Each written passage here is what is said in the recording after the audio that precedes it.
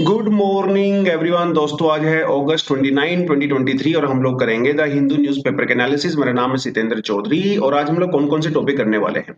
पहला एक टॉपिक हम लोग बात करेंगे। एक्चुअली ये टॉपिक एक रिपोर्ट के बारे में है और जिस रिपोर्ट में ये कहा गया है कि जिस तरह से इंडिया की पॉपुलेशन इंक्रीज हो रही है, क्या वो जरूरी है हमारी इकोनॉमिक ग्रोथ के लिए, या वो बर्डन है या फिर वो डिविडेंड है। तो इसके बारे में बात करेंगे। हालांकि ये रिपीटेड सा टॉपिक है, लेकिन आज इसके बारे में बात करेंगे क्योंकि एक रिपोर्ट यहाँ पे आई है। उसके बाद सेकुलरिज्म क्या है ये हम लोग बात करेंगे और ये आज का सबसे इंपॉर्टेंट टॉपिक होने वाला है। स्पेशली हम लोग यहाँ पे बात करेंगे जो इंडिया का सेकुलरिज्म है वो किस तरह से वेस्टर्न सेकुलरिज्म से डिफरेंट है। खासकर यहाँ ये टॉपिक जो है वो फ्रांस के बारे में है, तो उसके बारे में हम लोग यहाँ पे चर्चा करेंगे। उसके अलावा जो वेस्ट जो हमारी रेसलिंग फेडरेशन ऑफ इंडिया है, अनफॉर्चुनेटली इसको सस्पेंड कर दिया गया है इंटरनेशनल बॉडी के द्वारा। इसका मतलब ये हुआ कि हमारे जो रेसलर्स हैं जो ओलंपिक में पार्टिसिपेट करेंगे या वर्ल्ड चैंपियनशिप में पार्टिसिपेट करेंगे, वो इंडिया के फ्लैग को यूज नहीं कर सकते हैं अनफॉर्चुनेटली। तो इसके बारे में बात करेंगे, सस्पेंड क्यों किया गया है, कैसे हुआ है। उसके अलावा हमारे जो नया मिशन हम लोग भेजने वाले हैं, तो इसकी डेट फिक्स कर दी गई है। नेक्स्ट मंथ इसको 2 सितंबर को भेजा जा सकता है, जिसकी अनाउंसमेंट लगभग हो चुकी है। तो आदित्य L1 मिशन के बारे में बात करेंगे। हालांकि ये टॉपिक भी रिपीटेड सा है, अगर आप हमारे एनालिसिस को कंटिन्यूसली देखते हो तो आपके लिए रिपीटेड होगा। अगर पहली बार आ रहे हैं तो आपके लिए बिल्कुल ब्रांड न्यू टॉपिक हो सकता है, तो थोड़ा इसके बारे में बात करेंगे। उसके अलावा क्लाइमेट चेंज, G20, एक तो मैं तो कहूंगा घिसा पिटा सा टॉपिक है, लेकिन हाँ, 3-4 पॉइंट आपको यहाँ पे डेफिनेटली जो है नए देखने को मिलेंगे। और क्लाइमेट चेंज के अगर आप नोट्स बनाते हो तो आपके सेल्फ नोट्स के अंदर आप यहाँ से कुछ पॉइंट डेफिनेटली ऐड कर सकते हो। चलिए जी, लेकिन आगे बढ़ने से पहले छोटी सी अनाउंसमेंट है हमारे प्रयास प्रोग्राम के बारे में। ये हमारा करंट अफेयर्स का प्रोग्राम, ये हमारा आंसर राइटिंग का प्रोग्राम होता है, जहां पे आपको हर सब्जेक्ट की आंसर राइटिंग की टेक्निक आपको सिखाई जाती है, स्किल आपको सिखाया जाता है। लगभग 40 दिन का ये पूरा कोर्स होता है, जिसमें आप अगर एंट्री करते हो, अगर आप आंसर राइटिंग प्रैक्टिस करते हो, तो डिसेंट कमांड आपकी हो जाती है आंसर कैसे लिखना होता है। और उसके अलावा हमारा जो मेंटरशिप प्रोग्राम है, आप इसको भी ज्वाइन कर सकते हो। ये हमारा व्हाट्सएप नंबर यहाँ पे दिया हुआ है। मेंटरशिप प्रोग्राम बहुत जरूरी है अगर आप सेल्फ स्टडी करते हो, कोचिंग वगैरह ले चुके हो, अगर आप अभी स्कूल में मतलब कॉलेज में अगर आप पढ़ रहे हो या जॉब करते हो, तो मेंटरशिप आपके लिए बहुत जरूरी होती है, ताकि आपके स्ट्रेंथ और वीकनेस के पर्सपेक्टिव से, आपका जो प्रिपरेशन का लेवल है उसके पर्सपेक्टिव से किस तरह से आप प्लान कर सकते हो 2024 के लिए बेस्ट मैनर में। लेकिन साथ के साथ यहाँ पे आपको टेस्ट सीरीज भी दी जाती है और इंटरव्यू गाइडेंस प्रोग्राम भी आपको दिया जाता है। तो सेम व्हाट्सएप नंबर है, आप इसको भी ज्वाइन कर सकते हो। और उसके अलावा हमारा जो फाउंडेशन कोर्स है उसके लिए भी सेम व्हाट्सएप नंबर है। फाउंडेशन कोर्स में तो मतलब पूरा डिटेल में ही हो गया, प्रीलिम्स हो चाहे मेंस हो चाहे ऐसे हो, उसमें तो quiz, daily quiz, test series सब कुछ होता है। आपको सप्लीमेंट्री नोट्स भी दिए जाते हैं क्लास में डिक्टेशन करवा के, पूरी डिटेलिंग में आपको नोट्स भी बनवाए जाते हैं। ये तो कंप्लीट पैकेज हो गया, तो ये भी आप इसी सेम व्हाट्सएप नंबर पे कर सकते हो। उसके अलावा सैटरडे के दिन हमारा एक करंट अफेयर का स्पेशल प्रोग्राम चलता है, जिसको ज्वाइन करने के लिए आप ये क्यूआर कोड को स्कैन कर सकते हो। SC1000 अगर आप इसे अप्लाई करते हो तो आपको 1000 रुपीज का डिस्काउंट भी यहाँ पे मिल जाता है। ये सैटरडे को जो क्लासेस होती हैं, यहाँ पे प्रीलिम्स और मेंस दोनों के पर्सपेक्टिव से टॉपिक जो है वो कवर होते हैं। काफी अच्छे से डिस्कशन होती है, कम से कम 3 घंटे की क्लास चलती है। तो हम देखिए, वैसे सीधी सी बात है ना भाई, 2 साल की आपको करंट अफेयर तो पढ़ना ही पड़ेगा, लेकिन आप उसको मैगजीन से एक साथ नहीं पढ़ सकते, बहुत ज्यादा बर्डन हो जाता है। तो इट्स बेटर कि आप उसको धीरे धीरे धीरे करके कवर करें over a period of time, क्योंकि 2 साल प्रीलिम्स और 2 साल मेंस के लिए करंट अफेयर आजकल बहुत मैंडेटरी हो गया है। चलिए बढ़ते हैं पहले टॉपिक पे। Population growth not a panacea. Panacea का मतलब क्या होता है? बेसिकली पनेसिया को आप कह सकते हो रामबाण, यानी कि हर बीमारी का एक इलाज, पनेसिया। आजकल कुछ इकोनॉमिस्ट ऐसा कहते हैं कि जो ज्यादा पॉपुलेशन होती है वो इकोनॉमिक ग्रोथ के लिए मस्ट होती है, क्योंकि देखो ज्यादा पॉपुलेशन होने के बहुत बेनिफिट होते हैं। एक तो आपको ज्यादा वर्कफोर्स मिलता है, ज्यादा लोग होंगे ज्यादा काम करेंगे। ये सीधी सी बात तो ये है, खासकर उन सेक्टर्स में जहां पे आपको ज्यादा लेबर की रिक्वायरमेंट होती है, खासकर उन कंट्री में जहां पे इकोनॉमिक जो एक्टिविटी होती है वो लेबर इंटेंसिव होती है। देखिए यहाँ पे दोनों चीजें होती हैं। एक जो इकोनॉमिक एक्टिविटी होती है वो होती है कैपिटल इंसेंटिव, एक होती है जो लेबर इंटेंसिव होती हैं। कैपिटल इंटेंसिव जहां पे होती है वहां पे ज्यादा टेक्नोलॉजी का यूज होता है, मशीनों का यूज होता है, वहां पे ह्यूमन फैक्टर उतना ज्यादा इंपॉर्टेंट नहीं होता। लेकिन जहां पे लेबर इंटेंसिव इकोनॉमी होती है, जैसे इंडिया की लेबर इंटेंसिव इकोनॉमी है, आज भी हमारे यहाँ पे 50% से ज्यादा पॉपुलेशन एग्रीकल्चर में इन्वॉल्व है, यहाँ पे ज्यादा मशीनरी टेक्नोलॉजी यूज नहीं होती है, तो यहाँ पे तो पॉपुलेशन ही काम आएगी, क्योंकि ज्यादातर लोग जो है वो लेबर, हाथ से लेबर करते हैं, ह्यूमन लेबर की रिक्वायरमेंट ज्यादा होती है। तो ये एक रिपोर्ट आई है, मोडी की रिपोर्ट है। मोडी बेसिकली एक क्रेडिट एजेंसी है वैसे तो, लेकिन टाइम टू टाइम अपनी रिपोर्ट भी देते हैं। तो मोदी ने यह कहा है कि भैया पॉपुलेशन इंक्रीज होना हर चीज का सोल्यूशन नहीं है, राइट। हाँ, कुछ केस में पॉपुलेशन इंक्रीज होना बेनिफिशियल हो सकता है, लेकिन हर केस में नहीं हो सकता। तो उन्होंने क्या कहा है, ये थोड़ा इस रिपोर्ट के बारे में हमें पता होना चाहिए। तो रिपोर्ट ने इंडिया के बारे में क्या कहा है, उन्होंने कहा है कि India's population growth would raise its labour force. देखिए सीधी सी बात है, ज्यादा लोग होंगे ज्यादा लेबर फोर्स होगा, बट ये जो अकेला फैक्टर है ना, it is not enough to make the economy stronger और improve physical outcomes due to the quality of education in the country. देखिए ज्यादा लोग होने से कुछ नहीं होता है, ज्यादा लोग वरदान भी हो सकते हैं और ज्यादा लोग अभिशाप भी हो सकते हैं, कर्स भी हो सकते हैं। अगर लोगों के पास एजुकेशन नहीं है तो डजेंट मैटर जितनी बड़ी पॉपुलेशन हो, उससे कोई बेनिफिट नहीं होगा, क्योंकि क्वालिटी ऑफ एजुकेशन जो है यहाँ पे बहुत ज्यादा मैटर करती है। खाली पॉपुलेशन इंक्रीज होने से इकोनॉमिक आउटकम नहीं आएगा। That better education outcome will help countries like India avoid potential job losses from the digitalisation and artificial intelligence, right. देखिए आजकल लोग क्या कह रहे हैं, देखो हमेशा से ये सवाल रहता है, जब भी मशीनें इंट्रोड्यूस होती हैं तो कुछ लोगों की जॉब लॉस होता ही है, क्योंकि मशीनें इंसान को रिप्लेस कर देती हैं। और आजकल डिजिटलाइजेशन हो गया है, हर चीज आर्टिफिशियल इंटेलिजेंस हो गई है, मशीन लर्निंग की हम लोग बात करते हैं, चैट जीपीटी की हम लोग बात करते हैं, रोबोटिक्स की हम लोग बात करते हैं, कंप्यूटर्स की हम लोग बात करते हैं। तो ये जो नया लेबर मार्केट चेंज हो रही है ना, जिसकी वजह से कुछ जॉब लॉस डेफिनेटली होगा, इसमें कोई डाउट नहीं है। लेकिन खासकर कॉल सेंटर्स, खासकर बीपीओ सेक्टर्स, यहां पे तो जॉब लॉस होगा ही। लेकिन एजुकेशन ऐसी चीज है, अगर आप एजुकेशन दोगे अपनी पॉपुलेशन को, तो इस जॉब लॉस को कंपनसेट किया जा सकता है। क्योंकि ये जो डिजिटलाइजेशन आर्टिफिशियल इंटेलिजेंस है, इसमें हाईली स्किल्ड वर्कर्स चाहिए, आपको स्किल्ड पॉपुलेशन चाहिए। तो अगर आप उस पॉपुलेशन को एजुकेशन दोगे तो डेफिनेटली वो जो जॉब लॉस होगा वो कंपनसेट हो सकता है, ऐसा इस रिपोर्ट के अंदर कहा गया है। इस रिपोर्ट में यह भी कहा गया है कि जो पॉपुलेशन ग्रोथ अगर कंटिन्यू रहता है तो डेफिनेटली से इकोनॉमिक एक्सपेंशन होगा, लेकिन सारा के सारा भरोसा आप सिर्फ पॉपुलेशन के ऊपर नहीं छोड़ सकते। देखिए बेनिफिट तो होता है, क्योंकि जब पॉपुलेशन आपकी कंट्री की इंक्रीज होती है तो यंग लोग ज्यादा होते हैं और ओल्डर सिटीजन कम होते हैं। तो जिन कंट्री में ओल्डर सिटीजन ज्यादा होते हैं उनको पेंशन का उनके ऊपर खर्चा होता है, सरकार को पेंशन देनी पड़ती है, हेल्थ सेक्टर के ऊपर सरकार को ज्यादा खर्चा करना पड़ता है, नो डाउट। तो वो डिपेंडेंट क्लास हो जाती है, डिपेंडेंट पॉपुलेशन होती है। यंग लोग ज्यादा प्रोडक्टिविटी करते हैं, आपको यंग लोगों को पेंशन भी नहीं देनी पड़ती, हेल्थ के ऊपर कम खर्चा होता है। इसका बेनिफिट तो है, लेकिन भाई अगर यही यंग पॉपुलेशन अगर इलिटरेट होगी, अनस्किल्ड होगी, तो ये यंग पॉपुलेशन भी बर्डन बन सकती है, राइट। जैसे आपको स्ट्रॉन्ग एजुकेशन के ऊपर आपको फोकस करना पड़ेगा, क्वालिटी इंफ्रास्ट्रक्चर के ऊपर आपको फोकस करना पड़ेगा।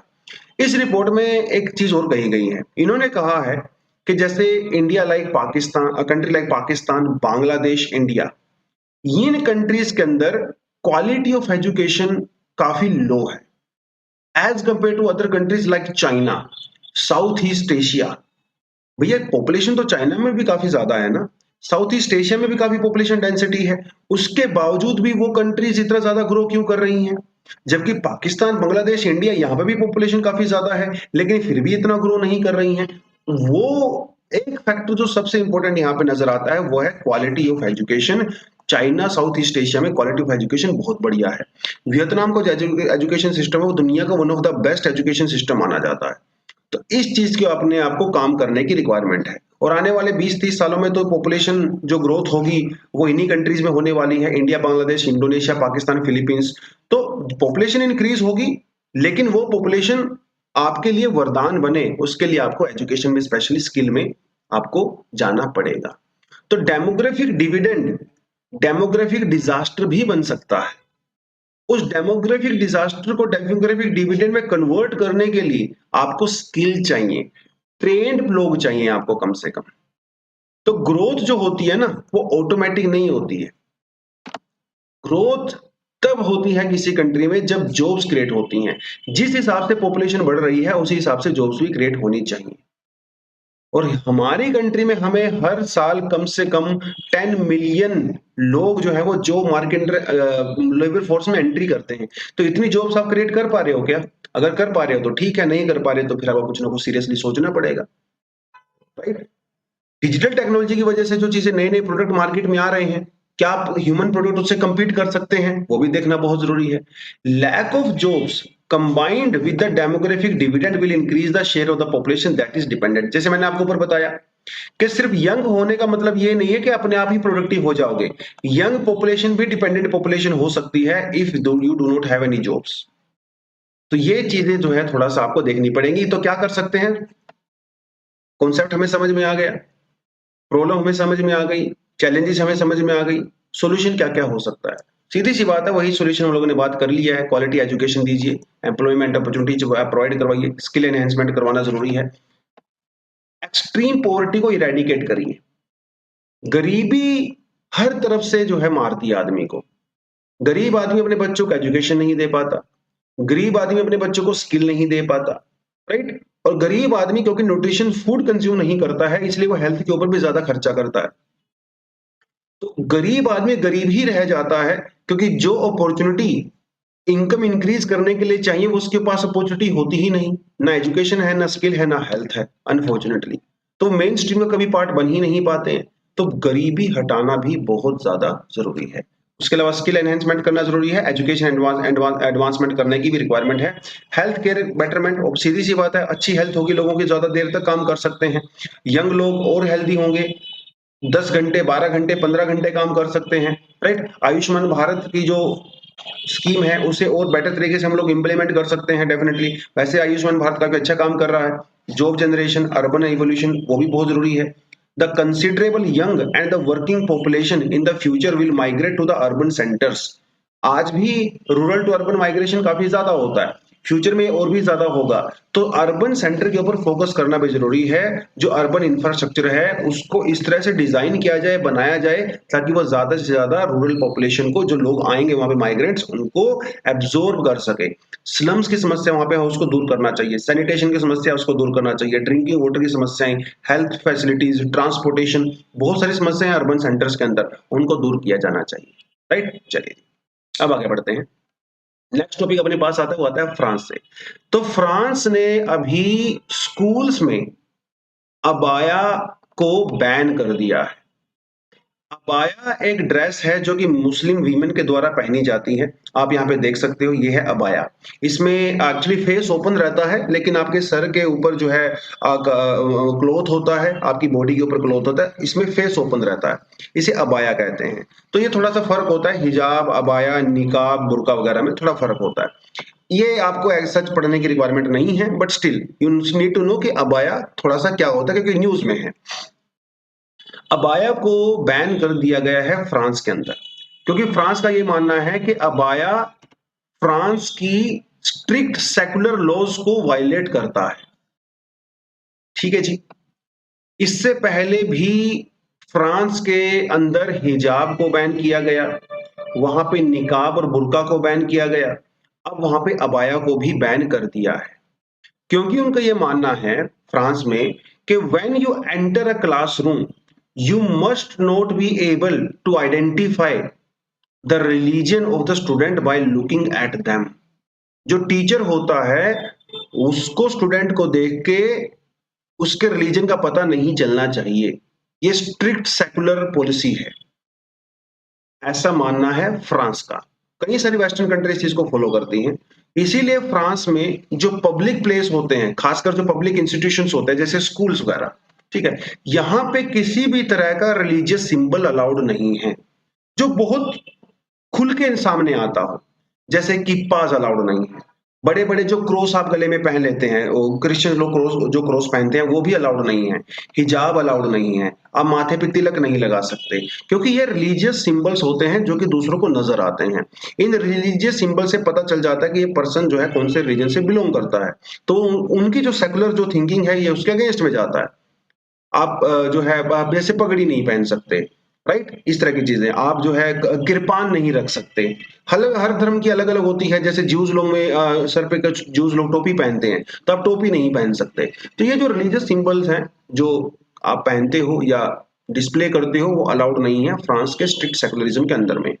तो सेकुलरिज्म का जो कॉन्सेप्ट है, वो वेस्टर्न कंट्रीज में और इंडियन कॉन्टेक्स्ट में काफी डिफरेंट है। वेस्टर्न कंट्रीज ये कहती हैं, खासकर फ्रांस, क्योंकि जो सेकुलरिज्म कॉन्सेप्ट एक्चुअली फ्रांस से ही आया था। जब फ्रांस के अंदर फ्रेंच रेवोल्यूशन हुआ था 1789 1799 में, वहां से ये कॉन्सेप्ट आया था, कॉन्सेप्ट ऑफ सेकुलरिज्म, जिसमें ये कहा गया था there should be complete separation of religion and the state. मतलब जो सरकार है, जो स्टेट है, उसका रिलीजन से कोई लेना देना नहीं है दूर दूर तक। स्टेट किसी भी तरह से रिलीजन को ना तो रिकॉग्नाइज करेगा और ना ही उसको प्रमोट करेगा। लेकिन इंडिया में ऐसा नहीं है। इंडिया में जो सेकुलरिज्म कॉन्सेप्ट है वो पॉजिटिव है। यहाँ पे रिलीजन को एक्सेप्ट भी किया जाता है, रिलीजन को प्रमोट भी किया जाता है कुछ कॉन्टेक्स्ट में, और रिलीजन को प्रोटेक्ट भी किया जाता है। इंडिया में सभी धर्मों को इक्वल रिस्पेक्ट दी जाती है, जबकि वहां पे स्टेट रिलीजन को रिकॉग्नाइज ही नहीं करता है। इंडिया में रिकॉग्नाइज भी करता है और इक्वल रिस्पेक्ट भी करता है। ये हमारा पॉजिटिव सेकुलरिज्म है। वहां पे ये सेकुलरिज्म इस तरह से नहीं चलता है। भैया हमारी तो यार इतनी पुरानी सिविलाइजेशन है, इतने दुनिया तरह के हमारे यहाँ पे डाइवर्स कल्चर्स हैं, डाइवर्स रिलीजन्स हैं, डाइवर्स लैंग्वेज हैं। हम लोग तो इग्नोर करके काम नहीं कर सकते ना। हम तो सुबह से जब उठते हैं, रात को जब तक सोते हैं, हमारे दिन भर की सारी प्रैक्टिसेस में कहीं ना कहीं रिलीजन इन्वॉल्व होता है। तो हमारा तो जीवन ही रिलीजन के आस-पास ही चल रहा है, हमारी सोसाइटी में। तो आपको बिल्कुल सेपरेट नहीं कर सकते हो। इट्स बेटर कि आप सबको इक्वल ट्रीटमेंट दीजिए, इक्वल रिस्पेक्ट दीजिए, इग्नोर करने के बजाय, राइट? तो फ्रांस में या वेस्टर्न कंट्री में जो फाइनेंशियल किसी भी तरह का फाइनेंशियल सपोर्ट नहीं दिया जाता है एजुकेशन इंस्टीट्यूशंस को, जो कि रिलीजियस कम्युनिटी के द्वारा चलाए जाते हैं। लेकिन इंडिया में ऐसा नहीं है। इंडिया में पार्शियल फाइनेंशियल सपोर्ट मिलता है, जैसे मदरसाज को मिलता है, जो वैदिक स्कूल होते हैं उनको दिया जाता है, कुछ केसेस में गुरुद्वारा वगैरह को भी दिया जाता है। तो यहाँ पे होता है इंडिया में, जो रिलीजियस बिल्डिंग्स वगैरह होती हैं, जो इंफ्रास्ट्रक्चर होता है, उनको भी फाइनेंशियल सपोर्ट दिया जाता है, बट वहां पे ऐसा कुछ भी नहीं है। वेस्टर्न कंट्रीज में there is no place for the idea of the state supported religion reform. भैया वहां पे सरकार रिलीजियस रिफॉर्म नहीं करती है। सरकार अपना काम करती है, रिलीजन अपना काम करता है। लेकिन हमारे यहाँ पे ऐसा नहीं है। हमारे यहाँ पे पर्सनल लॉज भी होते हैं और हमारे यहाँ पे सेक्युलर लॉज भी होते हैं। पर्सनल लॉज के अंदर रिलीजन अपना काम करता है, सेक्युलर लॉज के अंदर स्टेट जो है वो रिलीजन के अंदर इंटरफेयर कर सकती है। जैसे चाइल्ड मैरिज, ठीक है जी, अनटचेबिलिटी, राइट? आप ट्रिपल तलाक की बात कर लीजिए, आप कुछ मंदिरों में या कुछ मस्जिद के अंदर वीमेन की एंट्री की बात कर लीजिए। ये सब रिलीजियस प्रैक्टिस हैं, लेकिन रिलीजियस रिफॉर्म, सोशल रिफॉर्म के नाम पे सरकार यहाँ पे इंटरफेयर कर सकती है। विदेशों में इस तरह का इंटरफेरेंस नहीं होता है। वेस्टर्न सेकुलरिज्म के अंदर जो इंडिविजुअल अधिकार हैं, उनको सबसे ऊपर रखा जाता है। हमारे यहाँ पे भी ऐसी बात नहीं है, इंडिविजुअल अधिकारों को ऊपर रखा जाता है, लेकिन हमारे यहाँ पे कम्युनिटी राइट्स को भी प्रोटेक्ट किया जाता है। जैसे freedom of the minority communities, इसके ऊपर स्पेशल फोकस किया गया है। हमारा आर्टिकल 25 है, 26 है, जो क्या बात करता है, कम्युनिटी राइट्स की बात करता है, इंडिविजुअल राइट्स की बात करते हैं। यहाँ पे इंडिविजुअल राइट के साथ साथ कम्युनिटी राइट्स भी इंपॉर्टेंट होते हैं, वहां पे ऐसा नहीं होता है। ये थोड़ा सा यहाँ पे फर्क रहता है। वहां पे जैसे लिखा है कि a single uniform code law is used to dispense justice regardless of the religious backgrounds. हमारे यहाँ पे ऐसा नहीं है। हमारे यहाँ पे जैसे आईपीसी है, Indian penal code, Indian penal code सभी धर्मों के लिए बराबर होता है। लेकिन उसके अलावा हमारे यहाँ पे मैरिज को लेके, राइट, प्रॉपर्टी राइट्स को लेके अलग अलग हमारे पास पर्सनल लॉज भी हैं। तो हमारे यहाँ पे पर्सनल लॉज भी हैं और कॉमन लॉ भी हैं। वहां पे सारे कॉमन लॉज होते हैं। इंडिया में सेकुलरिज्म, हालांकि हमारी जो सोसाइटी है उसका इंटीग्रल पार्ट है, हमारी वैल्यूज हैं। लेकिन 42nd अमेंडमेंट एक्ट 1976 हुआ था, तब हम लोगों ने सेकुलर वर्ड को अपने कॉन्स्टिट्यूशन के अंदर ऐड किया था, जबकि फ्रांस में ये बहुत सालों से वहां पे ऐड है। ये थोड़ा सा फर्क होता है दोनों के अंदर। इंडिया का जो सेकुलर फैब्रिक है, उसके कुछ खतरे भी हैं। सीधी-सी बात है भाई। क्यों खतरे हैं? क्योंकि आजकल क्या है ना, पॉलिटिक्स का रिलीजन के अंदर कुछ ज़्यादा ही इंटरफेरेंस हो गया है। खासकर इलेक्शन के टाइम पे आप देखेंगे, राइट? धर्म के नाम पे जो है वोट माँगी जाती हैं। कई जगह पे तो ऐसा देखा गया है कि कुछ जो पॉलिटिकल जो जो जो लोग होते हैं, जो पॉलिटिशियंस होते हैं, जब वो इलेक्शन रैली करते हैं, कई जगह पे तो ऐसा भी देखा गया है, कभी-कभी वो लोग जैसे गीता हाथ में लेके आएँगे, कुरान हाथ में लेके आते हैं, रिलीजियस टेक्स्ट बुक्स जो है हमारी होली बुक्स, उनको हाथ में लेके आते हैं, लोगों से कस्में खिलवाते हैं कि आपने इस कैंडिडेट को वोट देना है। आप गीता के ऊपर हाथ रख के कसम खाइए, कुरान के ऊपर हाथ रख के कसम खाइए। इस तरह के केस भी हमारे यहाँ पे देखने को मिलते हैं। तो काफ़ी ज़्यादा इंटरफेरेंस हमारे यहाँ पे होता है, जो कि एक सेक्युलर फैब्रिक को कहीं न कहीं खतरा है, क्योंकि लोगों के दिमाग में फिर ना धर्म घुस जाता है 24 घंटे। फिर हमारे यहाँ पे टाइम टू टाइम राइट्स भी होते रहते हैं अनफॉर्चुनेटली। आप 84, 92, 93 में गोधरा में हुआ, अभी यूपी में हुए, दिल्ली में 2020 के अंदर हुए। तो ये जो राइट्स वगैरह भी होते हैं ना, इसकी वजह से भी जो कम्युनलिज़्म जो है वो बहुत ज़्यादा बढ़ जाता है, और जिसकी वजह से जो माइनॉरिटी कम्युनिटीज़ होती हैं, उनको एक्सक्लूड कर दिया जाता है। जैसे सच्चर कमेटी ने क्या कहा? सच्चर कमेटी ने कहा कि भई मुस्लिम जो पॉपुलेशन है इंडिया में 14% है, लेकिन जो इंडियन ब्यूरोक्रेसी के अंदर मुस्लिम जो रिप्रेजेंटेशन है दैट इज़ ओनली 2.5%। इसका मतलब जो जो ज़्यादातर जो माइनॉरिटी कम्युनिटीज़ के लोग जो बिलॉन्ग करते हैं, they are not educationally and socially forward, right? उसके अलावा रेडिकलाइजेशन बढ़ गया है, खासकर सोशल मीडिया के ज़माने में। आजकल हर किसी के पास एक्सेस हो गई है, तो आईसिस, अल-कायदा वगैरह की जो आइडियोलॉजी है, उससे काफ़ी लोग इन्फ्लुएंस हो गए हैं अनफॉर्चुनेटली। वो चीज़ें भी यहाँ पे होती हैं, एंड रिलीजियस इंटॉलरेंस काफ़ी ज़्यादा बढ़ गया। अभी आप हरियाणा में नूह वाला केस देख लीजिए, ये तो बिल्कुल रिसेंट एग्जांपल है। तो ये सब चीज़ें यहाँ पे देखने को मिलती हैं, जो यहाँ पे खतरा है। अब ये एक बड़ा इंपॉर्टेंट सा टॉपिक है, क्योंकि एग्जाम में यहाँ से बहुत बार सवाल पूछा जाता है। As you can see to ये how do the Indian debate on the secularism differ from the debate in the West? ये तो टॉपिक हम लोगों ने सीधा ही कर लिया आज 2014 में। Distinguish between religiousness, religiosity and the communalism, given one example to how the former has transferred into the latter in the independent India। तो अब ये कर सकते हो। How is the Indian concept of the secularism different from the Western model of secularism? 2018 में दोबारा से repeated question आ गया है। तो 2014 के बाद 4 साल बाद फिर से रिपीट हुआ, तो उसके बाद फिर से रिपीट हो सकता है। ये थोड़ा सा आपको देखना पड़ेगा कि प्रीवियस क्वेश्चंस भी यहाँ से पूछे जाते हैं। चलिए नेक्स्ट करते हैं। Why was the WFI suspended by the United World Wrestling? तो ये UWW के द्वारा हमारे WFI को कर दिया गया है सस्पेंड, अनफॉर्चुनेटली सस्पेंड कर दिया गया। और ये अचानक से सस्पेंड नहीं किया है, इसके लिए पहले उन्होंने वार्निंग दे दिया था एडवांस में कि भैया या तो सुधर जाओ, आपको सस्पेंड कर देंगे। लेकिन भैया हम भी नहीं सुधरे और अनफॉर्चुनेटली सस्पेंड हो गए। ये सस्पेंड जब हुए हैं तो इसका क्या इम्पैक्ट होगा? इसका इम्पैक्ट ये होगा कि हमारे जो रेसलर्स हैं, अभी बेलग्रेड के अंदर वर्ल्ड चैंपियनशिप होने वाली है सितंबर में, अगले महीने। वहां पे जब ये लोग जाएंगे और अगर ये वहां पे मेडल जीतते हैं, तो ये अपना ना तो नेशनल फ्लैग यूज कर पाएंगे और ना ही नेशनल एंथम यूज कर पाएंगे। तो यानी कि इंडिया की तरफ से नहीं जाएंगे ये लोग, हमारे रेसलर्स, वो इंडिया की तरफ से नहीं जाएंगे, वो यूडब्ल्यूडब्ल्यू की तरफ से जाएंगे। क्योंकि हमारी जो WFI है, रेसलिंग फेडरेशन ऑफ इंडिया, उसको कर दिया गया है सस्पेंड। ना तो नेशनल एंथम होगा, ना ही आप झंडा यूज कर सकते। कितनी खराब चीज है यार ये। वर्ल्ड चैंपियनशिप में हमारे रेसलर्स जा रहे हैं, इंडिया का झंडा नहीं यूज कर सकते, नेशनल एंथम यूज नहीं कर सकते। ये नौबत आ गई है इस पॉलिटिक्स की वजह से। हमारे यहाँ पे जो गंदी पॉलिटिक्स चलती है स्पोर्ट्स के अंदर, कई लोग इसीलिए बीसीसीआई को एक्चुअली सपोर्ट भी करते हैं, क्योंकि बीसीसीआई एक प्राइवेट संस्था है, जिसकी वजह से वहां पे उतना ज्यादा पॉलिटिक्स नहीं हो पाता। लेकिन जो संस्थाएं हमारे यहाँ पे गवर्नमेंट है ना, उनके अंदर पॉलिटिक्स हमेशा रहता है। और ये भी एक इंडियन स्पोर्ट्स का नुकसान है कि बहुत ज्यादा पॉलिटिकल इंटरफेरेंस होता है हमारे स्पोर्ट्स के अंदर। ये आप सीधा सीधा उसका एग्जाम्पल यहाँ पे देख सकते हो। तो ये इतना ज्यादा प्रोसीजर आपको याद करने की रिक्वायरमेंट नहीं है कि ऐसा क्यों हुआ। जस्ट आपको एक स्टोरी का थोड़ा सा पता होना चाहिए ऐसा क्यों हुआ। देखिए, जो इंटरनेशनल ओलंपिक कमेटी है और जो यूडब्ल्यूडब्ल्यू है, वो ये कहता है कि किसी भी कंट्री की जो ओलंपिक एसोसिएशन होती है, जैसे हमारे यहाँ पे आईओ है, इंडियन ओलंपिक एसोसिएशन है, वो कंप्लीटली फ्री होनी चाहिए। यानी कि उसका जो इलेक्शन का प्रोसीजर होता है, वो पूरी तरह से फ्री एंड फेयर होना चाहिए। उसके अंदर किसी तरह का इंटरफेरेंस नहीं होना चाहिए। और इसके अंदर मोस्टली जो है वो स्पोर्ट्स पर्सन होने चाहिए, ब्यूरोक्रेट्स नहीं होने चाहिए। ये कुछ कंडीशंस होती हैं इंटरनेशनल ओलंपिक कमेटी की, लेकिन हमारे यहाँ पे ऐसा नहीं है। हमारे यहाँ पे पॉलिटिशियंस को हेड बना दिया जाता है, पॉलिटिशियंस ही अपॉइंट किए जाते हैं, पॉलिटिशियंस ही वोटिंग करते हैं। हमारे यहाँ पे स्पोर्ट्स पर्सन का एंगेजमेंट काफी कम होता है, और वो जो इलेक्शन होते हैं वो टाइम टू टाइम डिले होते रहते हैं।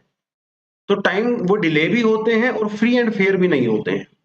यही हुआ हमारे डब्ल्यूएफआई के केस में, क्योंकि आपको पता है कि जो एलिगेशंस लगाई थी सेक्सुअल हरासमेंट की बृजभूषण शरण के ऊपर हमारे बजरंग पूनिया, साक्षी मलिक जी ने, तो उसकी वजह से थोड़ा सा इलेक्शन डिले हुआ। फिर मैरी कॉम की के जो प्रेसिडेंसी में हम लोगों ने एक कमेटी बनाई, उसकी जो रिपोर्ट आई है वो भी थोड़ा सा लेट हुई। फिर फाइनली हम लोगों ने कहा कि भी हम लोग 7 मई को इलेक्शन करवाएंगे। 7 मई को जब इलेक्शन करवाने लगे, तो फिर उसके बाद फिर से प्रोटेस्ट शुरू हो गए, क्योंकि ये प्रोटेस्ट में डिमांड की गई कि जो बृजभूषण है, इनकी फैमिली में से कोई भी इलेक्शन ना लड़े। धीरे धीरे चलते चलते ये जो इलेक्शन जो है वो 24 अप्रैल को चले गए। 24 अप्रैल को जब ये चले गए, तो हाई कोर्ट में केस चला गया। फिर बाद में पंजाब हाई कोर्ट ने और उससे पहले उड़ीसा हाई कोर्ट ने इलेक्शन को जो है डिले कर दिया, अनफॉर्चुनेटली। और फिर एमएम कुमार जी जो रिटायर्ड जस्टिस हैं, ये डब्ल्यूएफआई के इलेक्शन रिटर्निंग ऑफिसर बन गए, तो वो इलेक्शन और डिले हो गया।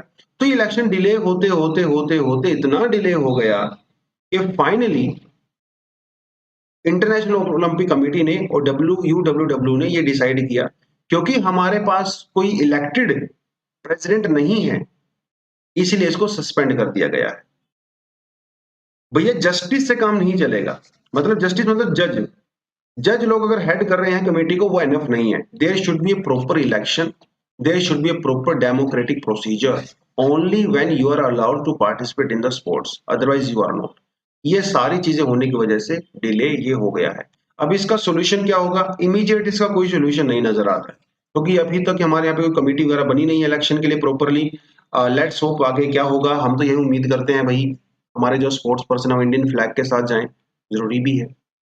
चलिए जी आगे बढ़ते हैं। नेक्स्ट टॉपिक है ISRO to launch Aditya L1 on September 2 to study the sun. देखिए ये डेट कर दी गई है फिक्स, तो थोड़े ही दिन रह गए हैं, 3-4 दिन बचे हैं। हम लोग फाइनली इंडिया का पहला ऐसा मिशन होगा जो सन को स्टडी करने के लिए हम लोग भेजने वाले हैं। This is India's first space based observatory to study the sun, and it will be launched on September 2, 11:50 AM पे इसको लॉन्च किया जाएगा फ्रॉम द श्रीहरिकोटा। ठीक है जी। कहाँ इसको लॉन्च किया जाएगा? इसे लॉन्च किया जाएगा हमारी अर्थ से 1.5 मिलियन किलोमीटर अवे। तो सन और अर्थ के बीच में एक ऐसा पॉइंट है 1.5 मिलियन किलोमीटर अवे, इसे कहा जाता है लैंगरीन पॉइंट।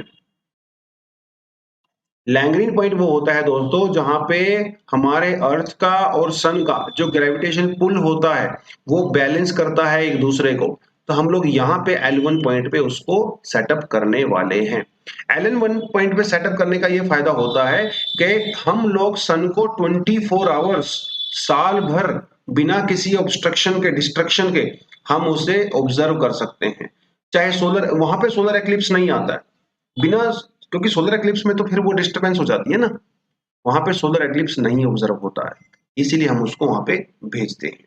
और क्योंकि दोनों का ग्रेविटेशन पुल वहां पे बैलेंस होता है, इसलिए जो हमारा सैटेलाइट होता है उसको एक्स्ट्रा एनर्जी की रिक्वायरमेंट भी नहीं होती है, बहुत कम एनर्जी में वहां पे फंक्शन कर सकता है।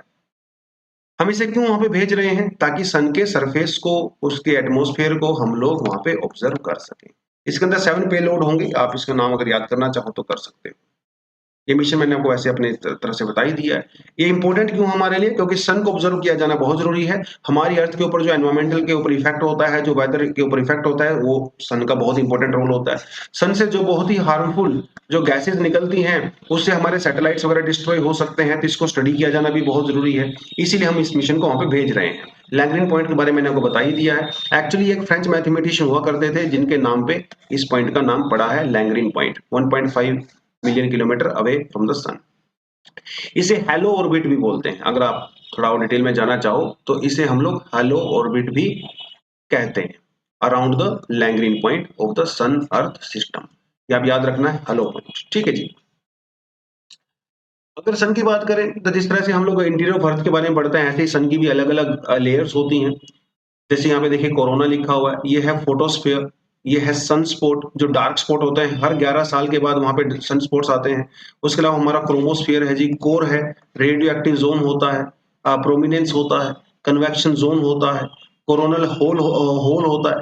तो ये अलग-अलग पार्ट्स होते हैं हमारे सन के।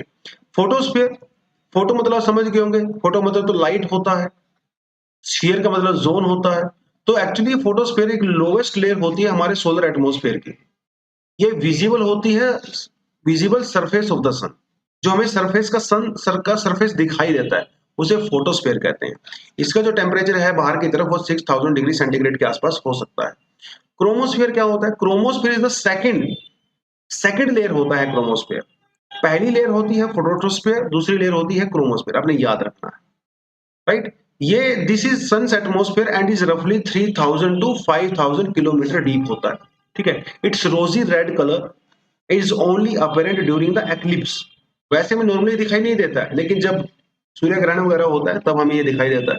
और ये फोटोस्फीयर के ऊपर होता है क्योंकि सब सेकंड लेयर तो होती है। और इसका जो टेम्परेचर है वो आपका 10,000 केल्विन तक भी जा सकता है, राइट? सबसे ऊपर वाली जो लेयर होती है उसे कोरोना कहते हैं। कोरोना तो 3 लेयर होगी, photosphere, chromosphere and the corona, ठीक है? तो this is the sun's atmosphere का जो होता है उसे हम लोग कहते हैं कोरोना कहते हैं। और outermost part of the sun atmosphere is called the corona. Like the chromosphere, the corona was first observed during the total eclipse. जब पूरा सन कवर हो जाता है सूर्य ग्रहण के दौरान में, तो ये पूरा कवर हो गया। कवर होने के बावजूद भी थोड़ी-थोड़ी लाइट आपको साइड में से दिखाई देती है। इसी को हम लोग कोरोना कहते हैं। ये सोलर एक्लिप्स के दौरान आपको दिखाई देती है, नॉर्मल सिनेरियो में आपको दिखाई नहीं देती है। तो ये 3 चीज़ें आपको करनी है और इसके लिए हम लोग क्या भेज रहे हैं? अभी वहाँ पे आदित्य को भेज रहे हैं, जो इसको वहाँ पे ऑब्ज़र्व करेगा। ठीक है जी, चलिए। आज का जो एडिटोरियल है वो क्या कहता है? At Delhi summit demonstrate climate leadership. तो G20 की बात कर रहे हैं, तो इंडिया की बात कर रहे हैं, तो इंडिया तो डेफिनिटली क्लाइमेट चेंज के बारे में बात करेगा ही। इस बार हमारा जो G20 में बहुत फोकस रहा है, वो ग्लोबल साउथ के ऊपर रहा है। Global south. इंडिया एक इमेज अपनी बनाना चाहता है, शो करना चाहता है कि हम लोग ग्लोबल साउथ के साथ जो है अलाइन करते हैं हमारे इंटरेस्ट। तो G20 और उसके बारे में थोड़ी ये बात यहाँ पे की गई है। G20 आपको पता है दुनिया की 20 डेवलप्ड और डेवलपिंग कंट्री का ग्रुप होता है, तो डेफिनेटली दुनिया की मोस्टली जो ग्रीन हाउस गैसेज हैं वो G20 ग्रुप ही रिलीज करता है। और G20 मतलब पूरे वर्ल्ड ने ही G20 ग्रुप ने नेट जीरो अचीव करने की बात भी कही है। नेट जीरो तब अचीव होगा जब आप फॉसिल फ्यूल्स का मिनिमम से मिनिमम यूज करोगे। नेट जीरो का मतलब ये होता है कि जितना CO2 आप कार्बन डाइऑक्साइड में रिलीज करते हो, उतना ही CO2 आप कार्बन डाइऑक्साइड से रिमूव भी करते हो। उसे नेट जीरो कहते हैं, राइट? तो इस समय G20 का जो मिशन होने वाला है समिट, वो दिल्ली में होगा 9th टू 10 सितंबर को। तो वहां पे हम लोग क्लाइमेट चेंज के बारे में एक डिस्कशन करने वाले हैं। तो G20 में कई सारे कंट्री ऐसे हैं जिन्होंने काफी अच्छा काम किया है क्लाइमेट चेंज को लेके, लेकिन कुछ लोग अपने टारगेट को से मिस कर गए हैं। तो क्या क्या अचीवमेंट हुई है, थोड़ा सा आप ये इस तरह के फैक्ट अपने मेंस के आंसर के अंदर डेफिनेटली डाल सकते हो। अगर हम लोग ओवरऑल देखें लॉन्ग टर्म में, तो G20 हो या कोई और कंट्री हो, हम तो G20 की बात करेंगे, काफी अच्छा काम किया है। 2010 में जो रिन्यूएबल एनर्जी का शेयर था दैट वाज ओनली 19%। अभी 2021 में दैट इज 29%। इसका मतलब 10% शेयर इंक्रीज हुआ है पिछले 10 सालों में। काफी अच्छा नजर आ रहा है, लेकिन नेट जीरो अचीव करने के लिए काफी कम है, हमें और ज्यादा चाहिए। क्योंकि 2030 तक 50% जो एनर्जी प्रोडक्शन है वो क्लीन एनर्जी से होगी, तभी हम लोग 2050 तक नेट जीरो अचीव कर पाएंगे, अदरवाइज नहीं कर पाएंगे। लेकिन ये जो गोल है उसको कैसे अचीव कर सकते हैं? उसे अचीव करने के बहुत सारे तरीके हैं। यूजुअली हम लोगों को नॉर्मल तरीके पता होता है ना? डीकार्बनाइजेशन करेंगे, कार्बन सिंक को बढ़ाएंगे, क्लीन एनर्जी को बढ़ाएंगे, सोलर जो है प्लांट्स हम लोग लगाएंगे, पेड़ पौधे लगाएंगे, वो फंडिंग करेंगे, टेक्नोलॉजी ट्रांसफर करेंगे। बेसिक बेसिक सी चीजें हम लोग हमेशा ही डिस्कशंस करते हैं, राइट? आज के आर्टिकल में थोड़ा हट के चीजें बताई गई हैं कि कैसे हम इन गोल्स को अचीव कर सकते हैं। पहली जो बात इन्होंने कही है वो है गवर्नमेंट लेवल पे। गवर्नमेंट लेवल पे क्या कर सकते हैं? देखिए हमारे पास बहुत सारी मिनिस्ट्रीज होती हैं, राइट? हर मिनिस्ट्री का अलग अलग काम होता है। तो हम लोग क्या कर सकते हैं, ये जो मिनिस्ट्री है अलग अलग, इनके इंटरेस्ट को अलाइन कर सकते हैं, इनकी रिस्पॉन्सिबिलिटी को प्रॉपर तरीके से डिफाइन कर सकते हैं। अभी हमारे यहाँ पे एग्रीकल्चर मिनिस्ट्री भी है, हमारे यहाँ पे माइनिंग भी है, हमारे यहाँ पे इरिगेशन अलग से चल रहा है, एग्रीकल्चर अलग से चल रहा है, क्लाइमेट चेंज अलग से चल रहा है, फॉरेस्ट अलग से चल रहा है, सबकी रिस्पॉन्सिबिलिटी मिक्स हो गई, पता ही नहीं चल रहा है कि किसको क्या काम करना है। तो गवर्नमेंट लेवल पे ये सारी चीजें स्ट्रीमलाइन होनी चाहिए, जिसके लिए आप इनकी रिस्पॉन्सिबिलिटी को प्रॉपर तरीके से कर सकते हो। ठीक है जी। उसके अलावा क्या कर सकते हैं? यूजुअली किसी कंट्री की ग्रोथ या प्रोग्रेस कैसे डिफाइन की जाती है? यूजुअली की जाती है जीडीपी से, राइट? कितना जॉब क्रिएशन हुआ, इससे की जाती है। लेकिन आर्टिकल ये कहता है कि ये एनफ नहीं है। जीडीपी ग्रोथ हुई, जॉब्स क्रिएट हुई, ये एनफ नहीं है। आपको ये भी देखना पड़ेगा कि वो किस तरह की जॉब्स हैं। क्या वो जॉब फॉसिल फ्यूल सेक्टर में है या क्लीन एनर्जी सेक्टर में है? ये भी तो जरूरी है। आप सिर्फ क्वांटिटी के ऊपर फोकस नहीं करते, क्वालिटी के ऊपर भी जॉब फोकस करिए। आपने कहा कि सर जीडीपी ग्रोथ हो रही है, ये जो जीडीपी ग्रोथ हो रही है वो कौन से सेक्टर को ज्यादा जो इम्पैक्ट कर रही है? क्या वो सिर्फ रिच लोगों को इम्पैक्ट कर रही है या पुअर लोगों को भी इम्पैक्ट कर रही है? ये भी बहुत जरूरी है। तो ये गवर्नमेंट लेवल पे हम लोग डेफिनेटली कुछ ना कुछ इंपॉर्टेंट चीजें यहाँ पे कर सकते हैं। उसके अलावा जो सेंट्रल गवर्नमेंट है या जो एनजीओज हैं, प्राइवेट सेक्टर्स हैं, लोकल गवर्नमेंट्स हैं, आप उनके बीच में कोलैबोरेट बेटर तरीके से कर सकते हो, ताकि जो एनर्जी ट्रांजिशन है वो प्रॉपर तरीके से हो सके। एनर्जी ट्रांजिशन का मतलब क्या होता है? जैसे हम लोग क्या करते हैं, यूजली हम लोग फॉसिल फ्यूल से एनर्जी का यूज करते हैं, कोल वगैरह से। अब हम लोग सोलर पे शिफ्ट हो रहे हैं, तो ये कोल से सोलर पे शिफ्ट होना, इसे ही एनर्जी ट्रांजिशन कहा गया है। ये प्रॉपर तरीके से होना चाहिए, जिसके लिए government, private sector, NGO, local government sector सबको आपस में मिलकर काम करना पड़ेगा। और भैया इन्वेस्टमेंट तो जरूरी है, इन्वेस्टमेंट के बिना तो कुछ होगा ही नहीं।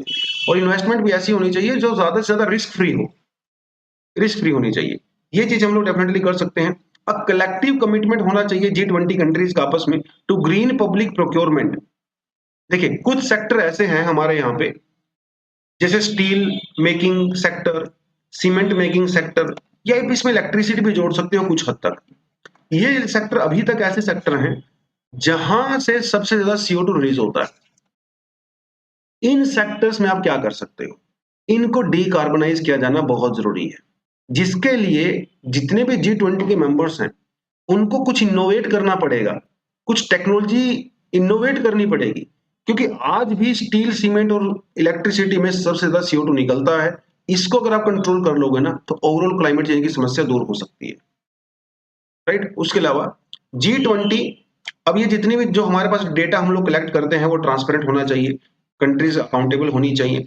G20 should also encourage fossil fuel producing countries to provide the current, comparable and the reliable information about their plans and project for the oil, gas and the coal production. Generally China के बारे में ऐसा कहा जाता है कि वो proper data दुनिया को शो नहीं करता है, झूठ मूठ का डेटा देता है। तो एक ट्रांसपेरेंसी भी होनी चाहिए देशों के बीच में, इंफॉर्मेशन जो है वो फ्री फ्लो होनी चाहिए और अकाउंटेबल भी होना चाहिए कंट्रीज को अपने टारगेट्स को लेके। ये कुछ सॉल्यूशन जो है इन्होंने यहाँ पे बताए हैं, जो कि थोड़े से जो हम लोग रेगुलर सॉल्यूशंस पढ़ते हैं उनसे अलग है। आप उनके अंदर ये 3-4 चीजें ऐड डेफिनेटली कर सकते हैं अपने नोट्स के अंदर। अपार्ट फ्रॉम दैट हमारे पास कुछ एडिशनल आर्टिकल भी हैं, अगर आप पढ़ना चाहें तो इनको भी पढ़ सकते हो। तो दोस्तों के लिए आज के लिए इतना ही था। Thank you very much, all the best, जय हिंद।